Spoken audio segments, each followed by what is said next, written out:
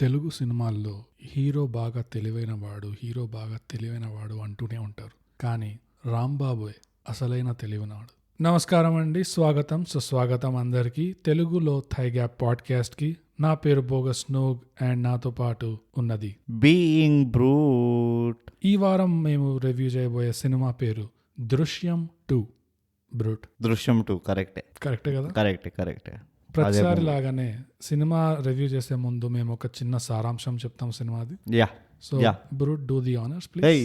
నువ్వు చెప్పు. దృశ్యం 2 సారాంశం ఏంటంటే, దృశ్యం 1 కంటిన్యూషన్ ఈ మూవీ. అదే సారాంశం. దృశ్యం 1 కనుక చూసుంటే మీరు దృశ్యం 2లో అదే ఫ్యామిలీ రాంబాబు ఇంకా వాళ్ళ కుటుంబంతో వాళ్ళు చాలా ప్రెషర్లో ఉంటారు. ఎందుకంటే ఇంకా ఆ బిరుదు పోదు దట్ వీళ్ళు ఒక హంతకులైన కుటుంబం, వీళ్ళు ఒక పిల్లల్ని చంపేశారు అని.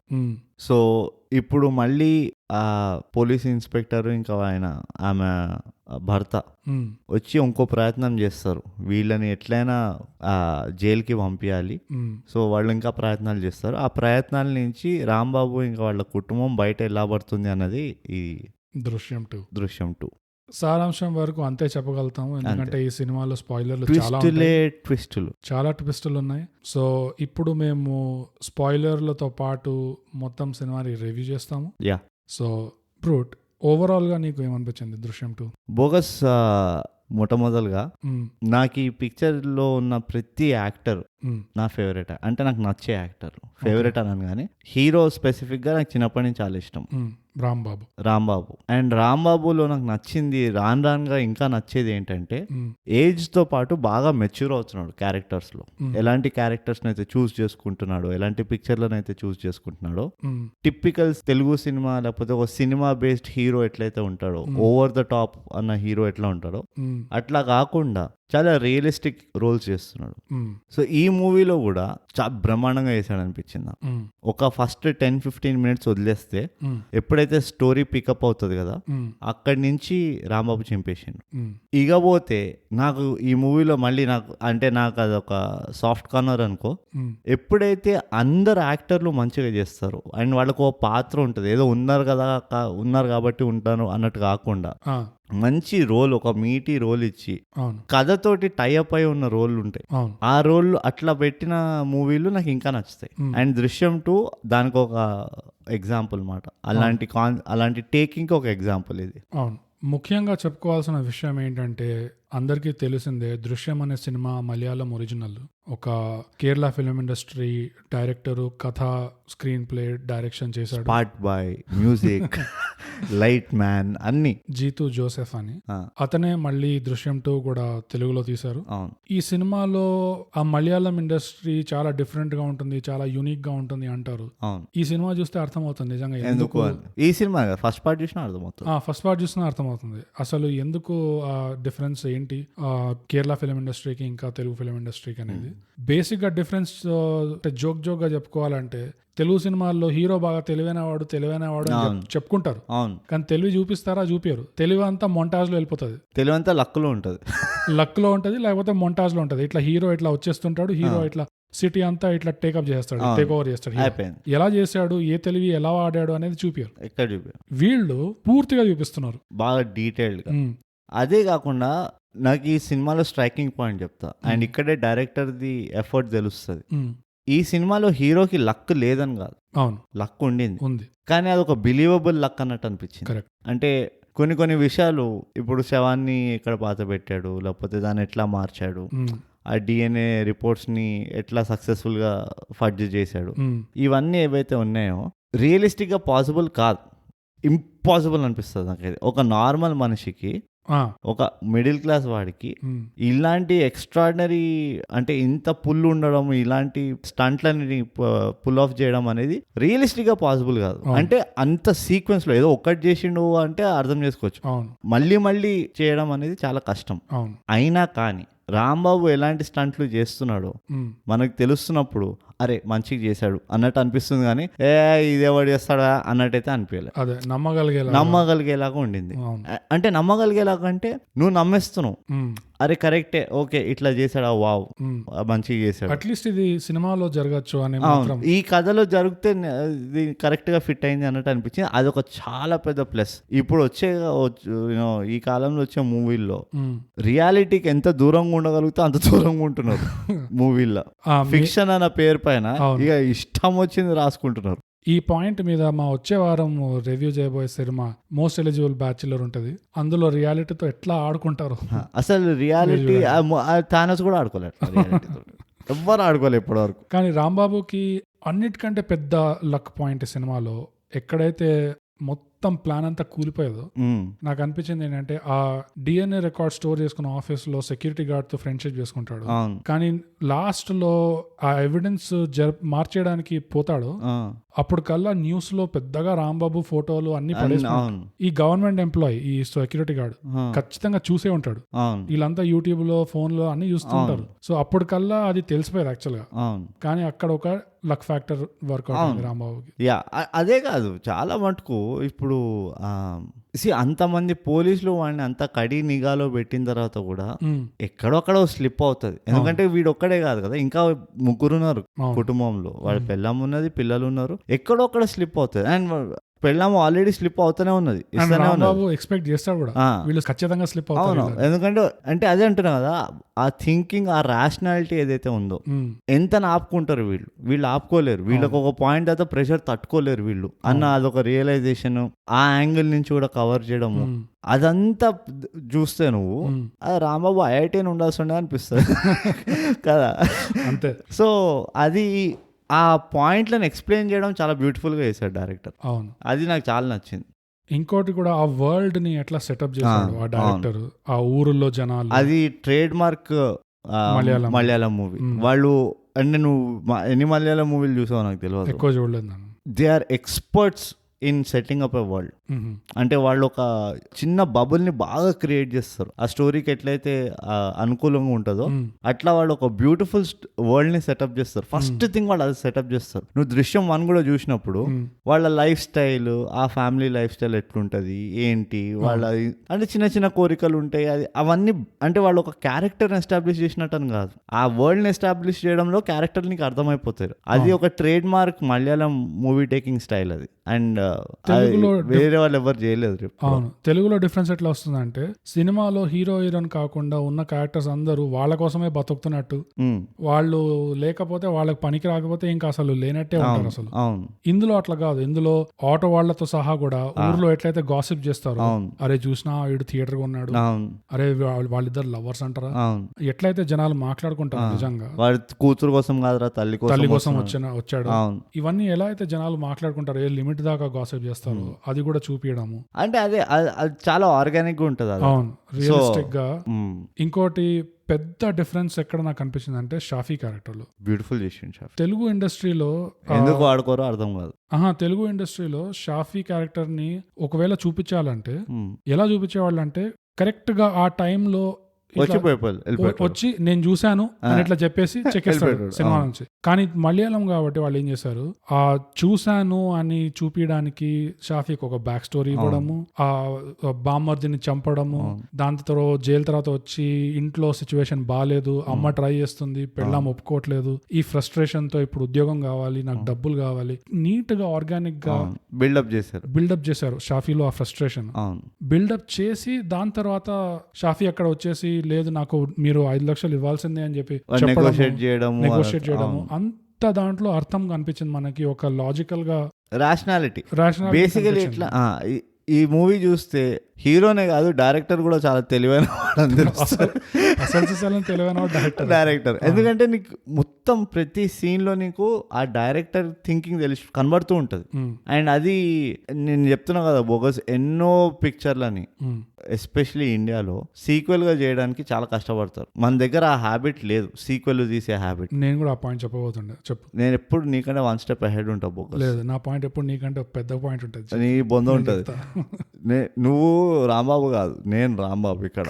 ఓకే, సీక్వెల్ తీసే హ్యాబిట్ లేదు మనకి. అంటే మనకి పార్ట్ 2లతో సంబంధమే లేదు, ఎప్పుడు మనం పట్టించుకోలేదు. అవును. కానీ ఇందులో ఒక బ్యూటిఫుల్ కంటిన్యూటీ ఉన్నది. ఉట్టి ఈ మూవీలోనే కాదు, అంటే అది ఆ దృశ్యం నుంచి ఆ కంటిన్యూటీని ఎంత బ్యూటిఫుల్ గా చూపించాడు. అండ్ ఏదో డిస్కనెక్టెడ్ గా తీయలేదు. అదే కంటిన్యూటీనే అదే అనుకో, ఆ కంటిన్యూటీని ఎంత ఆర్గానిక్ గా గ్రో చేశాడు అన్నది నాకు చాలా నచ్చింది. అది అదే పాయింట్ మీద నువ్వు ఇండియాలో సినిమాలు అన్నావు కదా, వరల్డ్ సినిమాలు అంటావు. వరల్డ్ సినిమాల్లో కూడా సీక్వెల్స్ దగ్గర వచ్చేసి ఒక సీక్వెల్ ని, ఒక పార్ట్ 2 ని పార్ట్ 1 కంటే బాగా తీయడం చాలా తక్కువ, నియర్ ఇంపాసిబుల్. పార్ట్ 1 కి కనీసం మ్యాచ్అప్ అయ్యే సీక్వెల్ తీయడం కూడా చాలా కష్టం. అంటే ఇప్పుడు చూడు, చాలా తక్కువ ఎగ్జాంపుల్స్ ఉన్నాయి. మిషన్ ఇంపాసిబుల్ ఒకటి ఉంది నా ప్రకారం. వరల్డ్ స్టేజ్ లో చూస్తే ఒక ఫ్రాంచైజ్ అయిపోయింది. అది ఫ్రాంచైజ్ అయింది కరెక్టే, కాకపోతే మూవీ కంటిన్యూటీ కూడా బాగుంటది. ఏదో పిచ్చి పిచ్చి కదా, వాడు ఒక మంచి కనెక్షన్ ఇస్తున్నాడు ఆ దీనికి. కొంచెం డైగ్రెస్ అవుతున్నాం కానీ సేమ్ థింగ్ జేసన్ బాండ్ లో నచ్చింది నాకు. ఆ 3 parts, ఆ 4th part కాదు, ఫస్ట్ 3 parts ఉన్నాయి కదా. ఎప్పటివరకు అయితే మ్యాట్ డేమన్ ఉంటాడు జేసన్ బాండ్, ఆ ఫస్ట్ 3 parts ని చాలా బ్యూటిఫుల్ గా మిక్స్ చేశారు. అక్కడ నేను కొంచెం డిఫర్ అవుతా. నాకు జేసన్ బోర్న్ లో ఫస్ట్ పార్ట్ నచ్చింది. తర్వాత నాకైతే అన్ని 3. ఫస్ట్ పార్ట్ ఎందుకు నచ్చుతుంది అంటే వాడిని మొత్తం మూవీ వాడిని ఉట్టి ఎస్టాబ్లిష్ చేస్తారు, వాడి స్కిల్ ని, అది ఆ స్టోరీ లైన్ అండ్ బుక్ కి సంబంధించింది కదా. అండ్ అదే కాకుండా ఫస్ట్ పార్ట్ తీసినోడు వేరేవాడు, సెకండ్ నుంచి వచ్చినోడు వేరేవాడు. అది కూడా దాంతో చాలా మారిపోయింది. ఫస్ట్ పార్ట్ తీసినవాడు స్క్రీన్ రైటర్, వాడు ఫస్ట్ టైం డైరెక్టింగ్ చేశాడు ఆ మూవీలో. అంటే మనం డైగ్రెస్ అవుతున్నాం కానీ పాయింట్ ఏంటంటే చాలా తక్కువ ఎగ్జాంపుల్, చాలా తక్కువ ఉన్నాయి. నాకు తెలిసిన అన్నిటికంటే పెద్ద example God father second part first part కంటే బాగుంది. అవును, సెకండ్ పార్ట్ నేను సీక్వెల్ గురించి అంటున్నాను. థర్డ్ పార్ట్ అయితే నా వల్ల కాలేదు. గాడ్ ఫాదర్ లో పార్ట్ 3 లేదు. వరల్డ్ ఆడియన్సెస్ అందరూ ఒప్పుకున్న పాయింట్ ఏంటంటే గాడ్ ఫాదర్ లో 2 పార్ట్, 3వ పార్ట్ మాకు తెలియదు, అవసరం కూడా లేదు, అట్లా లేదు అట్లా. కానీ అదే, సో ఎంత కష్టం అంటే ఒక పార్ట్ 2 ని పార్ట్ 1 కి మించి తీయడం, లేకపోతే అట్లీస్ట్ పార్ట్ 1 కి మ్యాచ్ అయ్యి తీయడం. ఈ డైరెక్టర్ ఇది అచీవ్ చేశాడు. అది కూడా ఇండియన్ ఫిల్మ్ ఇండస్ట్రీలో. అండ్ ఇంకోటి ఏంటంటే అలాంటి ప్రిమైస్ పైన తీసాడు. ఆ ప్రిమైస్ చాలా డల్ ప్రిమైస్ యాక్చువల్లీ. ఓ నీకు పెద్ద ఫైటింగ్లు లేవు, ఓ రొమాంటిక్ యాంగిల్స్ లేవు, సో నీకు చాలా తక్కువ ఏమంటారు, నువ్వు గ్రిప్ చేయడానికి చాలా తక్కువ. ఇప్పుడు బాహుబలి ఉన్నది, బాహుబలిలో ఇంత పెద్ద యాక్షన్ సీక్వెన్స్ ఉన్నాయి, స్పెక్టికల్స్ ఉన్నాయి.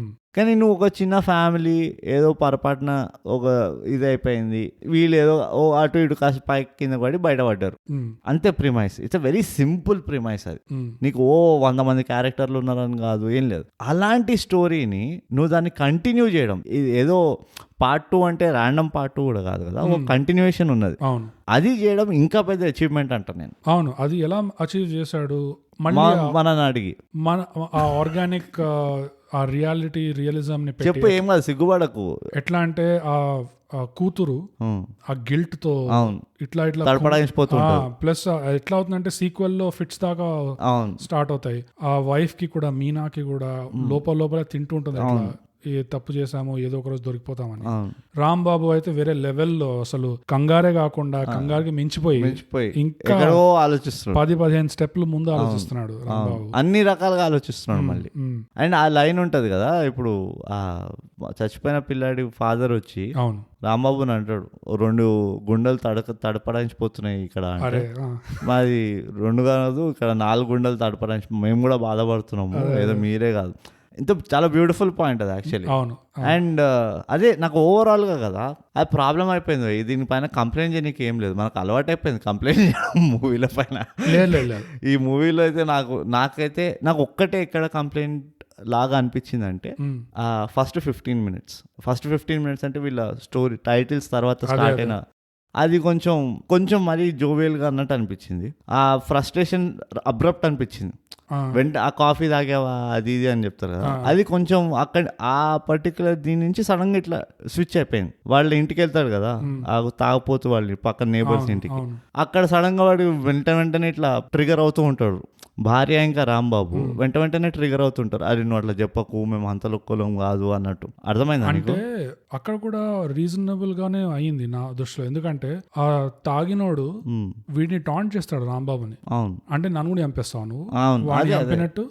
అంటే ఎట్లా అంటే స్టార్టింగ్ లో ఫ్యామిలీ ఎట్లా ఉండే అది ఇంకా మన వెనకాల వెళ్ళిపోయింది అది చాప్టర్ లైఫ్ లో. అవును ఇప్పుడు కొంచెం నార్మల్సీకి వస్తున్నాము. అవును రాంబాబు థియేటర్ పెట్టాడు, సినిమా తీయడానికి ట్రై చేస్తున్నాడు. అవును. సో అలా అలా కొంచెం నార్మల్ గా అయినట్టు వాళ్ళ లైఫ్ ట్రాక్ లో వచ్చినట్టు అనిపించింది. కానీ ఈ ఊర్లో వాళ్ళు గాసిప్ చేసుకోవడము, ఈ ఛాన్స్ దొరకగానే ఈ తాగినోడు టాన్ చేయడము, అంటే నువ్వు వాణి చంపినట్టు నన్ను చంపేస్తావు అనగానే ఇట్లా పైకి రాగానే వాళ్ళకి ఆ గుర్తుకొస్తుంది, ఇది ఇంకా పోలేదు, ఇది ఇంకా పోదు, పాత జ్ఞాపకాలు. కానీ నాకు అదే కొంచెం అబ్రప్ట్ అనిపించింది అంతే. నాకంత అబ్రప్ట్ అనిపించలేదు. కానీ నరేష్ వచ్చి అడుగుతాడు కదా అస్థికలు, బ్యూటిఫుల్ సీన్. కానీ నాకు ఇది కామెడీ పాడ్కాస్ట్ అయ్యారు కాబట్టి నాకు తప్పలేదు. నాకు ఫన్నీ అనిపించింది ఒకటంటే, ఏం అడిగినావు నిజంగా ఇంత కష్టపడి కేసు అంతా 6 ఏళ్ళు అయిపోయి ఎంత జీనియస్ గా ప్లే చేసి నేను కేసు బుక్ చేస్తే నువ్వు వచ్చి అస్థికలు అడుగుతావు. ఇంకా సరే జాలి చూపించి ఇచ్చేసాడు అనుకో, మళ్ళీ వారం రోజుల తర్వాత పండితుడు ఆత్మ శాంతించాలంటే బాడీ దగ్గర మర్డర్ వెపన్ కూడా అట్లా పెట్టి దానికి కుంకుమ పెట్టి, సో ఏ రక్తంతో అయితే రాంబాబు నువ్వు దేంతో అయితే నెత్తి మీద కొట్టావు ఆ మర్డర్ వెపన్ ఒక్కటి మాకు ఇస్తే మేము జస్ట్ నిమ్మకాయ పిండి దాని మీద కుంకుమ పెట్టి దానికి ఒక మిరపకాయ నిమ్మకాయతో తాడు ఇట్లా దండం దానిపైన వేస్తాము. ఎవరికి లేదు నా భార్య ఎక్సర్సైజ్ మా భార్య అడుగుతుంది అస్థికలు ఏడికలు వచ్చినారా సడన్ అంటే నేను చెప్పేస్తా నీకెందుకు ఇవన్నీ చేసుకో అంటా. వచ్చింది కదా మనకు కావాల్సింది ఇదే కదా, నేను చెప్తా నేను చూసుకుంటాలే అంటే అది కూడా జాలిపడి ఇచ్చాడు ఇంకో వారం రోజులు వస్తాడు. అంటే ఎక్కడైతే తవ్వారో జస్ట్ అక్కడ ఒక నిమ్మకాయ పెట్టాలి మేము. అదే ఎగ్జాక్ట్ గా ఎక్కడైతే పూసి పెట్టావో ఆ పాయింట్ కి వెళ్ళి ఏదో కొంచెం కార్యక్రమాలు చేయాలంటే ఆత్మ శాంతిస్తుంది. మేము కూడా ఇంకా ఇక్కడ రావాల్సిన అవసరం ఉండదు. లేకపోతే ఊరికే అమెరికా నుంచి ప్రతి సంవత్సరం రావాల్సి వస్తుంది. ఇంకోటి ఏమనిపించింది అంటే ఆ తాగుబోతు సీన్ ఉంటుంది కదా స్టార్టింగ్ లో, అప్పుడు రాంబాబు వచ్చి మధ్యలో ఇంటర్వ్యూ చేస్తాడు. చేసినప్పుడు ఫైనల్ గా ఇంకా ఈ పెళ్ళాంకి చిరాకు వేసేసి తీసుకోరపో డబ్బులు నువ్వు తీసుకో తాగుపో అని చెప్పి ఇట్లా ఇసిరేస్తుందా, 2 నోట్లు పడతాయి నేల మీద. ఈ తాగినోడు ఒక నోటే ఎత్తుతాడు. నాకు అక్కడే అనిపించింది ఇది చూసే డౌట్ రావాలి. నేను స్టార్టింగ్ చూసినప్పుడు అనుకున్నా ఇదేంటి వీడు తాగుపోతూ ఇంత ఆల్కహాలిక్ అయితే నేల పైన 2 నోట్లు పడితే వాడు ఇంకా గొంతులో చైన్ కూడా లాక్కొని పోవాలి. మెడకాయలు ఉన్న చైన్, అదే ఇంట్లో ఫర్నిచర్ ఉండకూడదు. ప్రొఫెషనల్ ఆల్కహాలిక్ అక్కడతోనే డౌట్ వచ్చేయాలి అసలు ఏంటి వీడు కరెన్సీ నోట్ కింద ఎట్లా వదిలేసిపోయాడు తాగుపోతూ అని. నాకు ఆ డౌట్ లో అంటే అదే కదా దృశ్యం అని చూస్తే కనుక ఇవన్నీ నువ్వు యాంటిసిపేట్ చేస్తూనే ఉంటావు, ఎట్లా అవుతుందనే చూసేది ఉంటది. అండ్ అది నీకు సాటిస్ఫాక్టరీగా ఉందా లేదా అన్న మాత్రమే. అదే అంటున్నా, that is the tricky part. నువ్వు ఆల్రెడీ ఒక మంచి సస్పెన్స్ మూవీ తీసి అదే సస్పెన్స్ కంటిన్యూ చేస్తూ సీక్వెల్ చేయడం అనేది మజాక్ కాదు. And he has done it successfully. నాకు ఇంకా కావాలి అని అంటారు కదా, ఒక మూవీ బాగుంటే ఇంకా మూవీ ఎండ్ కాదు అన్నట్టు ఉంటుంది కదా. అలాంటిది ఒక పర్టికులర్ ఇన్స్టెన్స్ ఏంటి అంటే షఫీ క్యారెక్టర్ని రివీల్ చేసిన తర్వాత బంద్ అయిపోతుంది. ఇక షఫీ మళ్ళీ రాడు. వాడు అలా 5 లక్షలు తీసుకొని మీ పోలీస్ స్టేషన్ లోనే దాచిపెట్టాడు అనగానే ఆ షఫీది మళ్ళీ రాదు. నేను యాక్చువల్లీ వెయిట్ చేస్తుండే ఏదో ఒక పాయింట్ లో వీడు వచ్చి కన్ఫరెంట్ చేపిస్తారు వీడితోటి, లేకపోతే కోర్టులో చూపిస్తారు. ఎందుకంటే నాకు ఆ యాక్టర్ చాలా ఇష్టం. స్టార్టింగ్ నేను చెప్పాడు ఛత్రపతి నేను చూస్తున్న యాక్టర్ని మెలన్కోలిక్ యాక్టింగ్ చాలా బ్యూటిఫుల్ గా చేస్తాడు. ఇందులో సర్ప్రైజింగ్లీ ఆ మెలన్కోలీ లేదు. It was all post melancholy. వాడు ఆల్రెడీ ఆ మెలన్కోలీలో వాడు బావని చంపేసిండు, అయిపోయింది. ఇప్పుడు వాడు పశ్చాత్తాపడుతున్నాడు. అండ్ ఆ పశ్చాత్తాపంలోనే వాడు నడుస్తుంది వాడి బండంతా. అది కూడా చింపేసిండు. వాడిని చూస్తే వీడు పిచ్చోడు అయి ఉండొచ్చు కానీ మారడానికి ట్రై చేస్తున్నాడు. And that was the intent of the character కదా. ఆ ఇంటెంట్ చాలా బ్యూటిఫుల్ గా పోర్ట్రే చేశాడు అనిపించింది నాకు. వాడి పెళ్ళాము వాళ్ళ మదర్ దగ్గర వెళ్ళి అడుక్కుంటాడు కదా, అవునే చంపాను, నాకు కోపం వచ్చింది, ఆ ఆవేశంలో చంపేశాను, కానీ ఏం చేయమంటావు ఇప్పుడు అన్నట్టు. ఆ మొత్తం సీక్వెన్స్ అంతా నాకు ఆ షఫీద్ యాక్టింగ్ నాకు చాలా నచ్చింది. So I wanted to see more Shafi ఇంకెక్కడైనా రావాలి అని. నాకు కొంచెం అంత ఇంప్రెసివ్ అనిపించలేదు ఈ సినిమాలో. నీకు మంచి యాక్టర్లు ఎప్పుడు ఇంప్రెస్ కావో. ఈ సినిమాలోనే నువ్వు అన్నట్టే అది ఆ పశ్చాత్తాపం కనబడలేదు. ఆల్మోస్ట్ ఒక సైడ్ విలన్ లాగా డెలివర్ చేశాడు కొన్ని లైన్స్. ఎట్లా మొహమే అంత పాపం. లేదు షఫీ యాక్టింగ్ ముందు కూడా చూసాం కదా మనం. అవును, చూసిన నేను మస్తు సార్లు చూసిన. అందుకనే చెప్తున్నాను, నేను ముందు చూసాను కాబట్టి అంటున్నా. ఈ సినిమాలో ఎక్కడైతే 2 points, ఎక్కడైతే అమ్మతో చెప్తాడు కదా చంపాను అవును అని చెప్పేసి, అదొకటి. ఇంకోటి పోలీసు వాళ్ళ దగ్గర నెగోషియేట్ చేస్తాడు చూడు 5 లక్షలని, అక్కడ కూడా ఒక సైడ్ విలన్ లాగా మాట్లాడతాడు వాళ్ళతో. కానీ దేనికి సైడ్ విలన్, ఎవరికి అగేన్స్ట్ వాడు? అదే కదా, అవసరమే లేకుండే, కానీ డెలివరీ అలా వచ్చింది, లైన్ రీడింగ్ అలా వచ్చింది. నాకైతే మంచిగా అదే సో నాకంత అనిపించలేదు. బట్ ఒక్క పాయింట్ ఈ సినిమాలో నాకు నిజంగా వీళ్ళు ఇక్కడ వెళ్తున్నారా ఒక పాజిటివ్ పొటెన్షియల్ పాయింట్ అనిపించింది. నేను ఎక్స్పెక్ట్ చేయలేదు, కానీ ఈ ఏరియాకి వెళ్తున్నారా అనుకున్నా కానీ చాలా ఇంప్రెస్ అయిపోయాను. కానీ అన్ఫార్చునేట్లీ డిసప్పాయింటింగ్ ఉండే. పాయింట్ చెప్పు. అదే చెప్తున్నా ఇప్పుడు. పాయింట్ ఏంటంటే మీనాకి ఒకలాంటి ఐసోలేషన్ స్టార్ట్ అవుతుంది. అమ్మతో ఫోన్ చేసి మాట్లాడుతుంది, అమ్మ నేను ఒంటరిగా ఉన్నా, నువ్వు వచ్చేయచ్చు కదా ఒకసారి రా ఇంటికి, నాకు ఒంటరిగా ఉంది అంటే. నేను అమెరికాకు పోతున్నాను అంటే నాకు అదే అనిపించింది. ఇంతమంది కుటుంబం ఉన్నారు, ఇంట్లోనే ఉంటారు అందరూ, కూతురు కూడా, చిన్న కూతురు కూడా వచ్చింది ఇప్పుడు ఇంట్లోకి, అయినా ఒంటరిగా ఉన్నా అంటుంది ఏంటి అని నాకు అనిపించింది. అక్కడ ఇంకా బిల్డ్ అవుతుంది. దాని తర్వాత ఒక సాంగ్ వస్తుంది, మీనాది సోలో సాంగ్. అందులో మోంటాజ్ సీక్వెన్సెస్ ఉంటాయి. వీళ్ళు టౌన్ కి వెళ్ళి థియేటర్కి వెళ్తుంటారు. మోంటాజ్ పైన ఉన్నావు కాబట్టి చెప్తున్నా, మోంటాజ్ ఎలా వాడాలో ఆ పాట చూసి నేర్చుకోండి. రైట్. సో అందులో సీక్వెన్సెస్ ఎట్లా చూపిస్తారంటే, అక్క చెల్లెల మధ్యలో ఒక డైనామిక్ ఉంది. వాళ్ళ లోకంలో వెళ్ళిపోయినప్పుడు మీనా కొంచెం సైడ్ అయిపోతుంది. రామ్ బాబు ఏమో అప్పుడప్పుడు అక్క చెల్లెలతో జోక్ చేసుకుంటూ ఉంటాడు, కూతుర్లతోటి జోక్ చేసుకుంటున్నాడు. మళ్ళీ వీళ్ళు బయటికి వెళ్ళినప్పుడు మొబైల్ కొనేటప్పుడు అదంతా చేసేటప్పుడు మీనా ఎందుకో అలూఫ్ ఉంటుంది.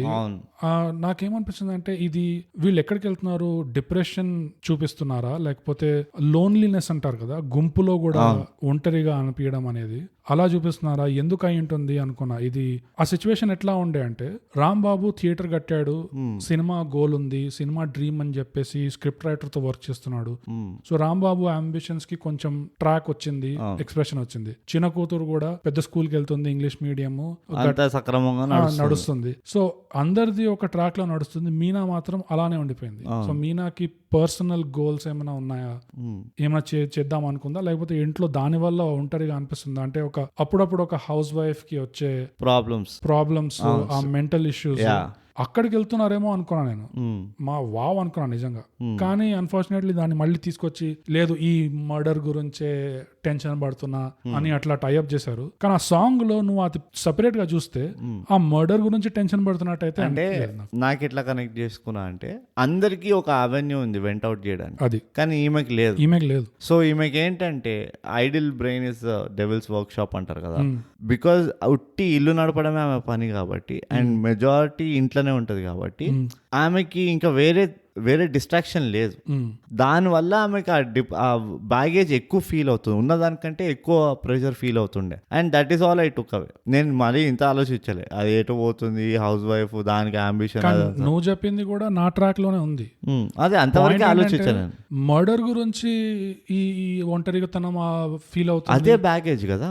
బ్యాగేజ్ అన్నది అదే కదా. ఇప్పుడు పాయింట్ ఏంటంటే, వీళ్ళకి తెలుసు కథ కాలేదని, దే నో దట్ వీళ్ళకి ఈ కేసు క్లోజ్ కాలేదు, ఈ కేసు పూర్తిగా క్లోజ్ కాలేదు, అందరి ముందర వీళ్ళు అమాయకులు అని ఏమంటారు, అదే అమాయకులని ఇంకా ప్రూవ్ కాలేదు, ఇంకా నాయిస్ ఉన్నది, మాట్లాడేటోళ్ళు మాట్లాడుకుంటున్నారు అని తెలుసు అందరికి, ఫ్యామిలీలో అందరికి తెలుసు. కానీ వాళ్ళు ఆ నాయిస్ ని క్యాన్సిల్ చేయడానికి వేరే పనులు చేసుకుంటున్నారు. అవును, ఈమెకి ఏం లేదు, అందుకనే ఆ బ్యాగేజ్ ఎక్కువ ఫీల్ అవుతుంది, అందరికంటే ఎక్కువ ప్రెషర్ ఈమె ఫీల్ అవుతుంది. అంతే కావచ్చు. నేను ఎక్స్పెక్ట్ చేశాను ఈ డైరెక్టర్, నువ్వు ఎక్స్పెక్ట్ చేయకో, నువ్వు డైరెక్టర్ అంతా తెలియగలవాడు కాదు, డైరెక్టర్ చాలా తెలివైన.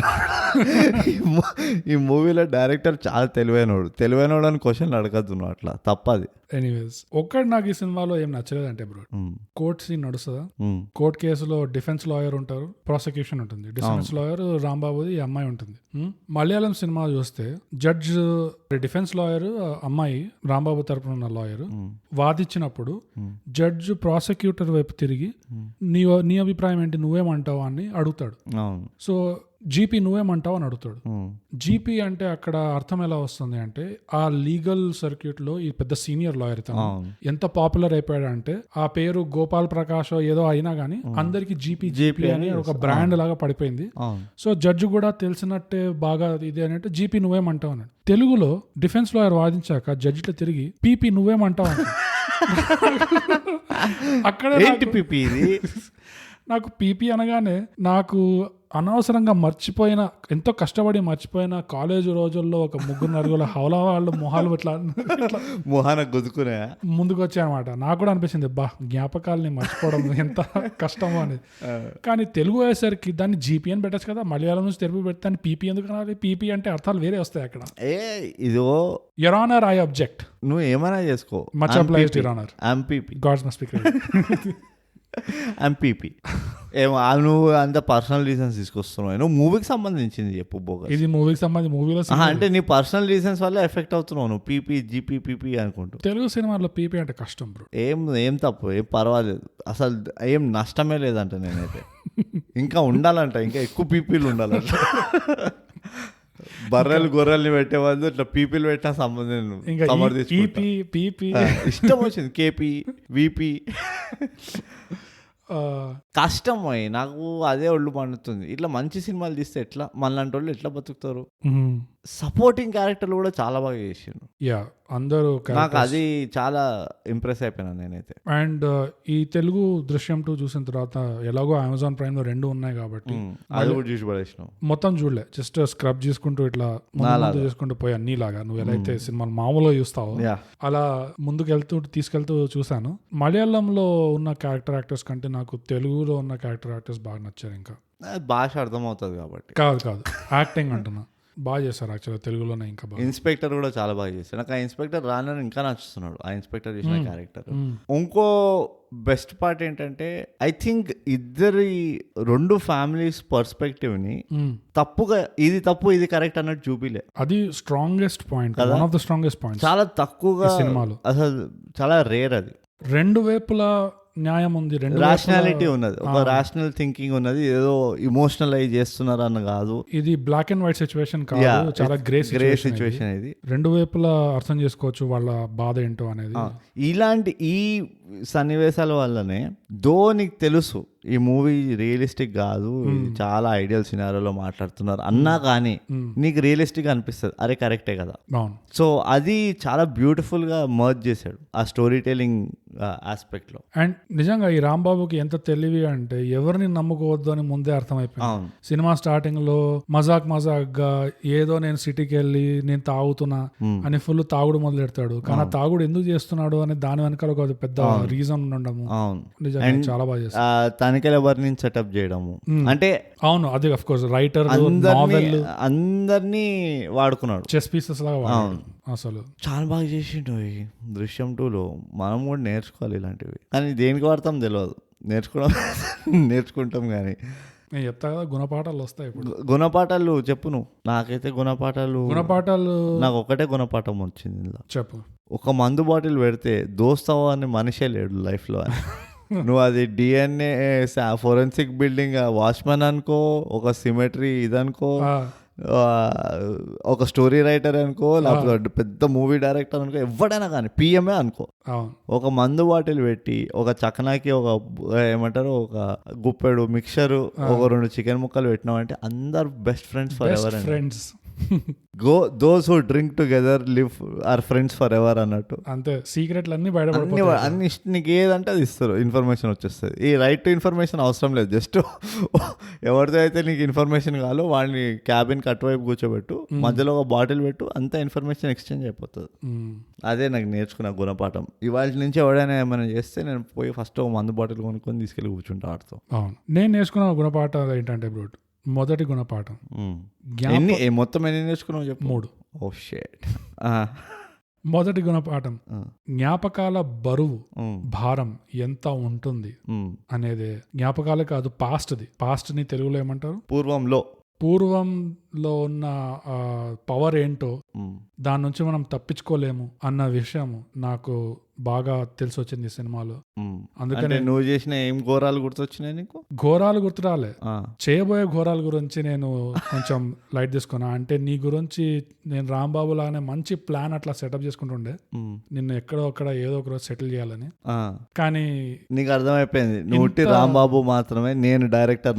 కాదు, ఇంత జ్ఞాపకాల భారము ఇట్లా నేను పూర్వంతో తట్టుకోలేను నేను. అందుకనే బ్రూట్ నువ్వు బతికినావు.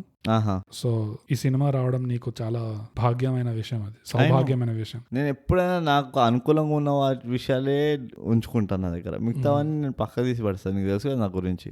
నాకు తెలియదు, తెలుసుకోవాల్సిన అవసరం కూడా లేదు. కానీ రెండవ గుణపాఠం, సిడ్నీ షెల్డన్ నావెల్స్ లాగానే అవసరం లేకుండా మీతో ఎవడో వచ్చి ఫ్రెండ్షిప్ గా చేయడము, మీ ప్రాబ్లమ్స్ లో ఇన్వైట్ చేయకుండా హెల్ప్ చేయడము, ఇట్లాంటి friendly characters, unexpected friendly characters ఉంటారు కదా, ఫస్ట్ వాళ్ళ మీద షక్ పెట్టండి. ఫస్ట్ వాళ్ళ మీద అనుమానం రావాలి, ఎందుకు ఇంత ఫ్రెండ్లీగా ఉంటున్నారు, నాకు ఎందుకు ఊకే మందు తాగిపిస్తున్నాడు. ఈ ఎస్పెషల్లీ ఆ నేబర్స్ గురించి, వాళ్ళిద్దరు ఉంటారు కదా ఆ కపుల్, అక్క అవును నువ్వు మాట్లాడక, ఎందుకు రాంబాబు చేసే పనే అదే కదా, అందరు ఊరంతా పోయి అందరికి మందు తాగిపిస్తున్నాడు శుభ్రంగా. సో ఫస్ట్ వాళ్ళని అనుమానించండి, మీకు తెలిసిపోతుంది సంగతి ఏంటో. ఇది ఇంకో మూవీలో కూడా ఇందులోనే మన గుడ్డోడి మూవీ, ఏ మూవీ అండి అది, మాస్టర్లో కూడా అంతే కదా, ముక్కు మొహం తెలియని వాళ్ళు వచ్చి హెల్ప్ చేస్తానంటే అట్లా మనము వెంటనే ఎంత మంచోడు అనుకోవద్దు, అంటే 2 నిమిషాలు ఆలోచించాలి, ఎందుకు చేస్తున్నాడు ఇవన్నీ. అదే మీరు ఏ యుగంలో ఉన్నారో గుర్తు చేసుకోండి, కలియుగం. మూడవ గుణపాఠం బ్రూట్, చెప్పు. ఇది నేను నీకు ముందు కూడా చెప్పాను, కానీ నువ్వు నా మాట అస్సలు వినవు. నేను వినప్పుడు, ఎందుకంటే తెలియదు.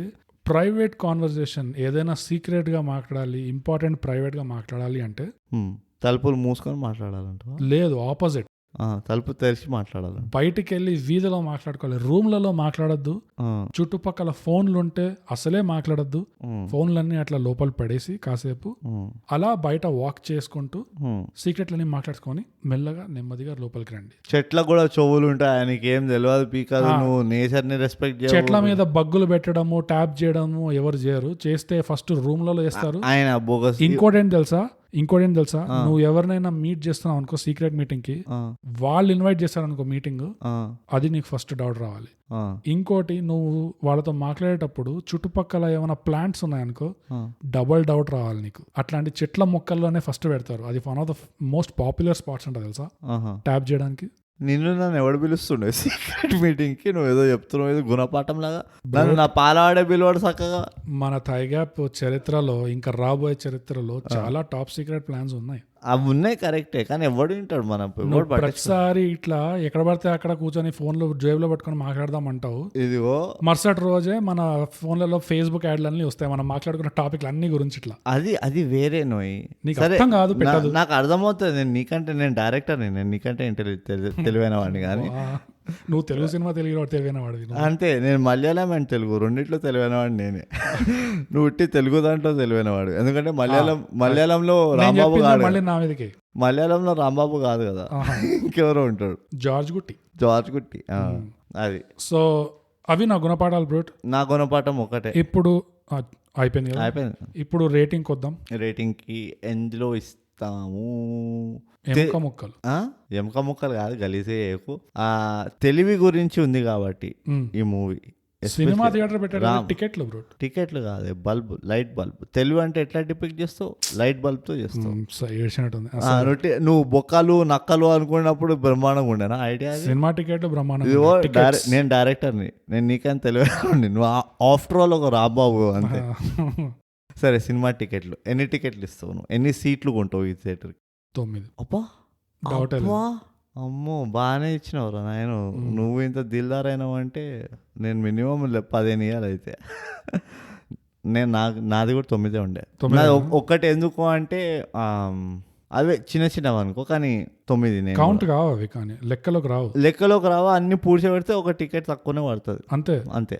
అది చూస్తే మనం ప్రతిసారి రివ్యూల్లో తలబాదుకునేది అంటే టెంపో, పేసింగ్, ఇవన్నీ అన్ని పర్ఫెక్ట్, అన్ని అన్ని పర్ఫెక్ట్, ఎక్కడ పర్ఫెక్ట్, సాగదీయలేదు. క్యారెక్టర్స్, ప్లాట్ పాయింట్స్, మొంటాజులు లేకుండా క్లియర్ గా మోస్ట్ ఇంపార్టెంట్లీ ఒక 6 టికెట్లు దేనికి ఇస్తానంటే, ఆల్రెడీ అవుట్పుట్ తెలిసినా కానీ నీలో ఆ ఎక్సైట్మెంట్ క్రియేట్ చేశాడు. ఎక్కడి నుంచి సస్పెన్స్ వస్తుంది, ఎక్కడి నుంచి ట్విస్ట్ వస్తుంది, నెక్స్ట్ ట్రిక్ ఏం చేస్తాడు. సో అది నేను చెప్తున్నా కదా, ఫస్ట్ మూవీ చూసిన తర్వాత దాన్ని కంటిన్యూ చేసి అదే ఇంటెన్సిటీని కంటిన్యూ చేయడం అనేది చాలా కష్టం, చాలా కష్టం. అండ్ చాలా బాగా చేశాడు, నీట్గా చేశాడు. కష్టం అంటే కూడా చాలా తేలిగ్గా చెప్తాం, ఇట్ నియర్ ఇంపాసిబుల్. అవును. అన్నిటికంటే ముఖ్యమైనది ఏంటంటే ఆ రేషనాలిటీని మెయింటైన్ చేశాడు.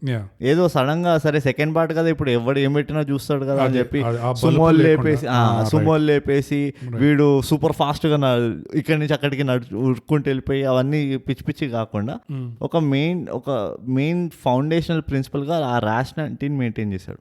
అది జోహార్. I give hats off to him. Yeah. And చెప్పుకోవడానికి 4వ గుణపాఠం లైట్ గా ఏమనిపించిందంటే, already Telugu cinema industry south లో commercially the most successful industry collections లో, and Malayalam film industry set to be the most creative industry. ఈ రెండింటి మధ్యలో ఒక బ్యాలెన్స్ స్ట్రైక్ చేయాలి తెలుగు ఇండస్ట్రీ. వాళ్ళకున్న ప్లస్ పాయింట్స్ మరీ ఎక్కువ వెళ్ళిపోతే పైసలు రావు, అది మరి ఆర్ట్ ఫిల్మ్ వెళ్ళిపోతుంది, వాళ్ళ సినిమాలు డాక్యుమెంటరీ లాగా ఉంటాయి. అలా చేస్తే కష్టం, పైసలు కూడా రావాలి, కానీ క్రియేటివిటీ, క్వాలిటీ కూడా ఉండాలి, ఎదగాలి. అది దీనిలో గుణపాఠం ఏంటో నాకు అర్థం కాలేదు, కానీ నీకు అర్థం కాదు, కానీ నువ్వు తెలుగు సినిమాల్లో తెలివైన వాడివి. నేను డైరెక్టర్ని. ఓకే, నువ్వు గౌతమ్, నువ్వు ఇదిగో పొగడడం రాలేదంటే నోరు మూసుకొని కూర్చోగానే తిట్టకి ఇట్లా.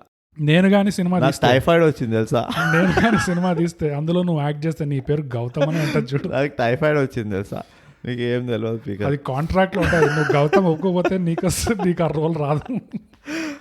Okay okay okay okay okay ఒక మంచి మూవీ చూసినాం చాలా రోజుల తర్వాత, చాలా మంచి మూవీ. సో ఇంతటితోటి మనం ఈ మంచితనాన్ని అందరికి పంచుకుంటూ, మీరు కూడా దృశ్యం 2 చూడండి. ఒకవేళ దృశ్యం 1 చూడలేదంటే తప్పకుండా దృశ్యం 1 చూడండి. చూసి దృశ్యం 2 చూస్తే మీకు ఆ మొత్తం ఓవరాల్ బ్యూటీ తెలుస్తుంది. మీరు దృశ్యం 2 హాట్స్టార్ లో ఉందా, ప్రైమ్ లో ఉన్నది, సారీ అమెజాన్ ప్రైమ్ లో చూడొచ్చు. దృశ్యం 1 ఎక్కడుందో మాకు తెలియదు, వెతకాలి చాలా దొరలాడాలి, అప్పుడు దొరుకుతుంది మీకు. నాకు తెలుగుది దొరకక నేను హిందీలో చూడాల్సి వచ్చింది. ఓ గాడ్, బోగస్. అసలు నీకు రేటింగ్ ఇచ్చే, అసలు ఈ రూమ్ లో ఎవరు ఉండమన్నారు? ఈ తెలుగు పాడ్కాస్ట్ రికార్డింగ్ నేను రివ్యూ చేసే దృశ్యం 2 కదా, మరి దృశ్యం 1 నేను హిందీలో చూసా, తెలుగు దొరకలేదు నాకు. ఓకే, అంటే అజయ్ దేవ్గన్, టాబు, ఇంకా Shriya సారన్, very good, well done. టాబు చాలా బాగా చేస్తారు, టాబు మస్తు చేస్తుంది. హే టాబు. ఓకే, దీంతో మేము ఎప్పుడు చెప్పుకునేది మీకు మళ్ళీ చెప్తాము. మీరు వింటున్నారు థాయ్ గ్యాప్ పాడ్కాస్ట్, ఇప్పుడు తెలుగులో. చేయండి సబ్స్క్రైబ్ అండ్ షేర్, ఇంకా షేర్ కూడా చేయొచ్చురా. సో అదండి థాయ్ గ్యాప్ తెలుగు పాడ్కాస్ట్. ఈ పాడ్కాస్ట్ మీకు Apple podcast, Google podcast, Spotify లాంటి ఎన్నో ప్లాట్ఫామ్స్ లో మీకు దొరుకుతుంది. మీ ఇష్టం, మీకు నచ్చిన ప్లాట్ఫామ్ లో ఈ పాడ్కాస్ట్ ని మీరు ఫాలో చేయండి. వినిన తర్వాత మీకు ఎలా అనిపించిందో ఒక రేటింగ్, ఒక కామెంట్ కూడా యాడ్ చేయండి. మా సోషల్ మీడియాలో కూడా మాకు డిఎం చేయండి. ట్విట్టర్ లో మేము @thaigap, ఇన్స్టాగ్రామ్ లో @_thaigap, ఇంకా మాకు ఈమెయిల్ కూడా చేయొచ్చు mindthigap@gmail.com. మీకేమనిపిస్తుందో మాకు చెప్పండి, మేము ఆనందిస్తాము. ఎలాగో మేము సినిమాలు రివ్యూలు చేస్తున్నాం కాబట్టి మీరు మా పాడ్కాస్ట్ రివ్యూ చేయండి, సబ్స్క్రైబ్ అండ్ షేర్.